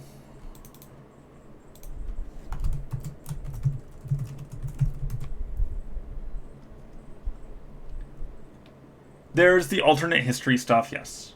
There's like... And the time loop one. Well, the time loop one is not technically time travel. It just looks like it from inside the loop.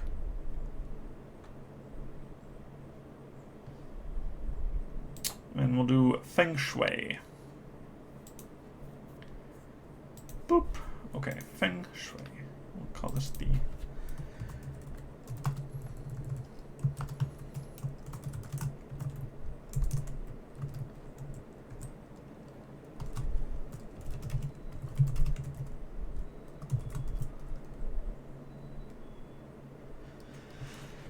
There's a lot of stuff that is ambiguously time travel. And I think chronomancy in the, like, oh, chronomancers from the future are affecting the present, I think that is also ambiguously time travel, because Dungeon Master might just be implementing that in the way that Juniper would implement it, which is to just be like, oh yeah, that's some future things that's happening, and then you don't guarantee that it actually happens. Just that it, like... there's a lot of cosmological questions, but I like that, so whatever. So next time it's going to be Mirror Magic and Feng Shui. Just check the numbers. I'm happy about this. We have 18 left. I actually don't think I'm going to... I'm making I have a vacation. Okay, let me just count days real quick. 1, 2, 3, 4, 5, 6, 7, 8... 9, 10, 11, 12, 13, 14, 15. Okay, I guess if I do one every streaming day, or at least one every streaming day, I will have first pass done on this whole doc by the time I go on my trip to Oxford. I'm going to London in mid-September. I'm gonna put a pause on Patreon for like a week. Or not put a pause on it, because, you know, whatever. But just be like, hey, I'm not posting chapters this week. It's going to be pause on Dungeons. But I'm making a trip to Oxford. My second time out of the country. Not counting Canada, which I never count. I live 3 hours away from the Canadian border. I've been to Canada lots of times. But I don't count it as a different country, which I'm sure would probably annoy some Canadians. Okay, and let me look real quick at what is left. These I'm not doing. Oh, you know what? This is maybe a better way of...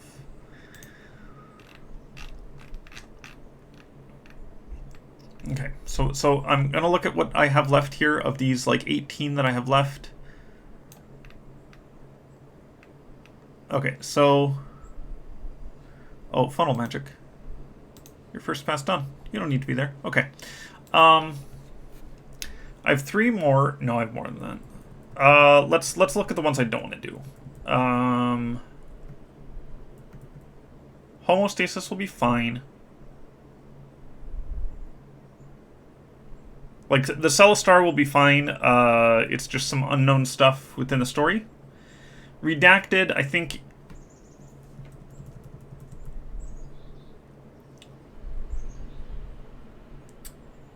I could just not give Redacted a entry. That would be funny.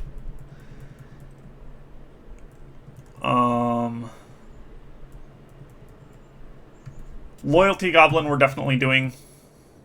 That one I think is fine. The Cadian is the artificial intelligence one. That I need to figure out some angle for it. Astral duplication. I think this will be fine. Worried it's a little too close to some other things. Carolism, I'm a little worried about. Constriction magic, I think will be fine. This, I think it's going to be somewhat similar to Dunkirk, or at least adjacent to the oath keeping in some way. Maybe I might rethink that. I might want to try and see and go in a different direction. Sorry, I'm just like tabbing through this too quick. Ex Nihilo will be fine. It's just making things out of nothing. I don't think this is a super interesting one, except for the antimatter thing. I think this one's going to have an extended note from Juniper about like default assumptions in magic systems and like default exploits and stuff. Jurisdiction will be fine. I think it's maybe thematically different enough from the others. Necronatalism, I'm not sure I'm doing. I might axe this one in order to not have as much of a edgelord.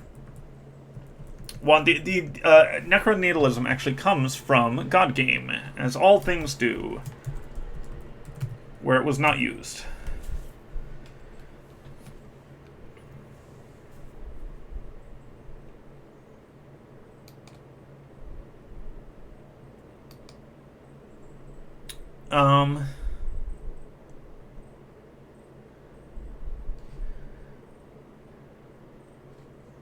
Yeah, maybe I'm not doing that one. Or maybe I'm doing some variant on it. Thread magic, I think this one will be fine. It's too edgy. Mirror magic will be fine. Mirror magic, I don't know how much I'm ripping off the Manual of Planes, but this was absolutely like a pivotal moment in my D&D. I was going to say career. In my time with D&D. In my D&D fandom. in my time as a D&D fan, the D&D Manual of Planes I loved so much. I'm going to see if I can find it downstairs. I might order it off Amazon if I can't, because it was my favorite book. It's got so many, like, strange lands with their own rules and stuff, and it's got a mirror world, and I think I'm not ripping it off, but riffing on it a little bit. So we'll see, because I just love the Manual of Planes, the 3.5 Manual of Planes, and I love the mirror world in it. I will probably read through the entry on that, not on stream, but I'll read through it maybe after this. So I'll find a PDF or see if I have a copy downstairs. Parchment, that'll be fine. I'm not super looking forward to it. It's in the book. All the stuff that's in the book I don't really care that much about, because you've seen enough of it. Illusion magic, I might axe this one. Like, what's interesting or unique about this beyond it being in the story? I might axe this one. Cellstar, we're doing Gates of Loran. Gates of Loran, I don't know. They're in the story, but I don't think they're known.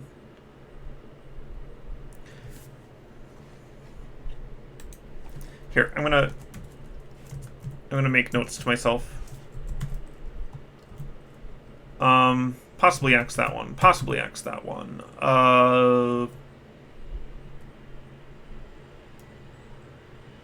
That one's fine. Possibly axe this one. Okay.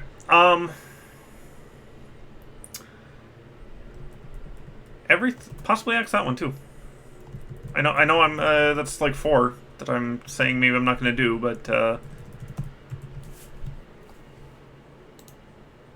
okay, god damn it. Okay. This and this just like don't have them blue. There? Okay. I'm going to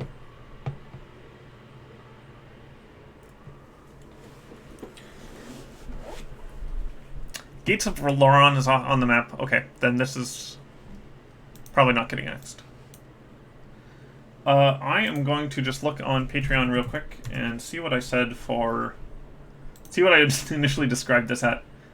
Because part of why I'm doing this is because it was Patreon reward that I just... I was like, oh, I'm just going to do like a little exclusions thing. View all?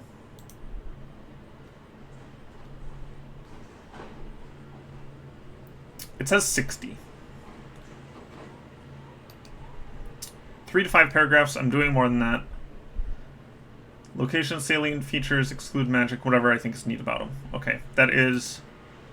So if I do 60, I will consider myself to have followed the rules. I would like to do more. So if I axed... If I axed 3 of these, that would still leave me at 67. And most of why I would be downscoping here is not because I'm like getting bored or tired or I think it's too much work. It's because I don't want to include subpar exclusions. Mostly. I don't want to include ones that I don't think are like good or interesting. Maybe we can settle for like one super edgy whatever. Or I could alter it to be different. Definitely there's lots of like... I think what I need to go through is see what gaps are in... Or if someone else wants to like tell me just like what gaps are in the... Oh, Felseed needs a note on to be axed. Felseed's just going to get knocked off right now. It already says not doing. Whatever, I could leave it on there.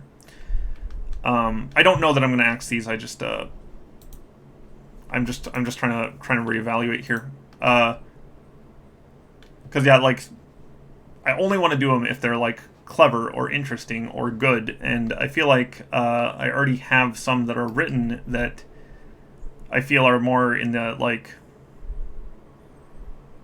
3 or 4 out of 10, and I can massage those and I can change them and I can like try to find and bring out something beautiful in them, but I don't want to start in on these ones where I'm already starting off on the wrong foot, where I already think, you know, like what am I doing here? What this isn't like, because there's no reason that illusion magic needs to be here. Okay, I'm gonna actually change this one to not doing, because no, I'm not. Okay, I'm gonna change it to story. I'm gonna just leave that in because I was thinking like there's nothing interesting about it. I do think it'd be interesting to have it be unmasked. I don't know. At least the ones that say axe on them, I want to figure out ahead of time what is worth doing about them. And then I might look at this, and it's possible I'll add more, but I really am trying to make less work for myself. I just don't want to have one of those like. I actually thought Funnel Magic turned out fine by my standards. Anyway, I liked it. At least having not read it back to myself. But I liked it. I like the idea of a whole bunch of paper flying around in flocks over an island and killing people, and I like the idea of there being possibly a fortress library with some guy in it, and I liked the migration of books and the coin mages. There's lots that I liked about that, and if I can find that for these four that are on axed, or that I might axe, I've said axe a lot, sorry. If I can find things I find interesting or worthwhile about each of these, then I will do them. But like the Gates of Loran is just a gate to the other side, right? Like, it's already been described as that.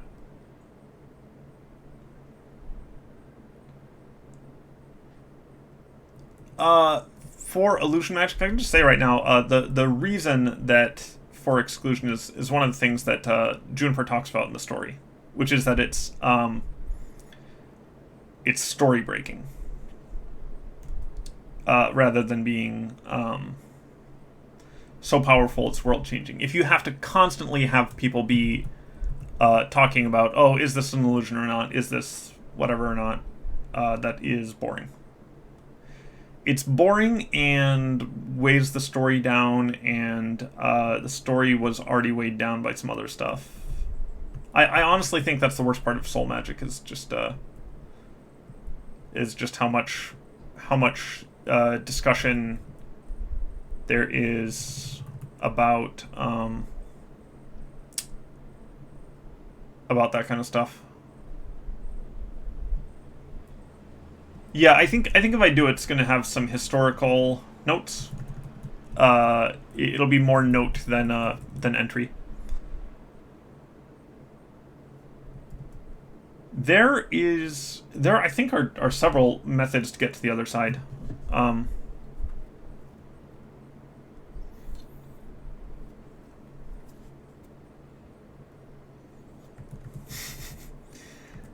I think the Soul Magic stuff got super, super tedious to read discussion on, and probably super tedious to read, and it's one of the reasons I don't like the Faltar arc very much. And I really, really tried to have less of it there, but I think Soul Magic possibly should have just been excluded much earlier or something. I'm not sure about that.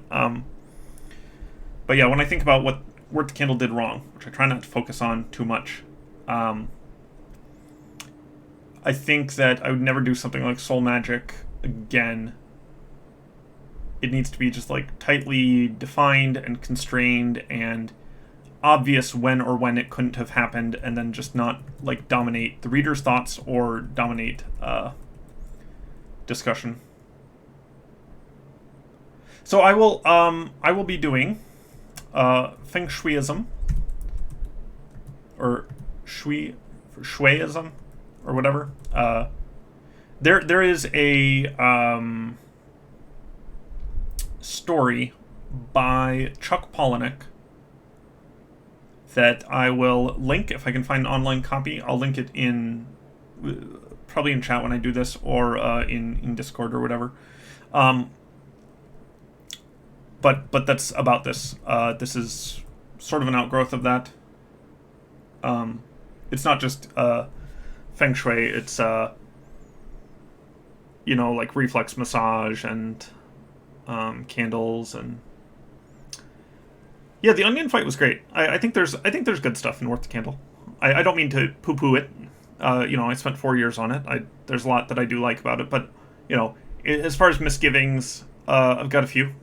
And Soul Magic, I think, dominates too much. People make fun of that in Delve, which I haven't read, and I don't know. I just don't want to. I want the whole story to be good and interesting. And writing serial, it's difficult to manage that. It's difficult to course correct, especially if One of the things about Dungeons is I wish Verity had been different. I wish she had not been. I wish she had been more proactive, because I think when I started out, she's like. sorry, this minor spoilers for Dungeons, but I like had this idea of this character who's like under a lot of pressure, and she like decides to leave and set out on her own, and there's this element of like independence that I think I didn't keep going strong enough, and instead it's just like anxiety and moping, and it's stuff I wish I'd done different, but now that I've done it the way that I did, it's hard to like dial it back or change it or whatever. There are other things in Dungeons where I've been trying to there are certain things you can't course correct on because the elements are just there. You'd have to rewrite the whole thing, which you can do, especially if you're taking it down to put on Kindle Unlimited. You definitely can do that, but it's something I think about. And Worth the Candle's just never getting like a full edit, unfortunately. It's so much money and time to do it. Anyway, leaving on that happy note, yes, I will be streaming again tomorrow. There will be no stream Thursday because I'm going to be teaching my sister about AI art, and the only way I'll be streaming is if I'm streaming that. If I just stream us mostly not interacting with chat, just talking about what we're doing on screen with Midjourney or Stable Diffusion or what's the other one? Dolly. Talk about in painting and variations and where AI art fails and what it's good at. So, yeah, thanks for joining me, and I will see you next time.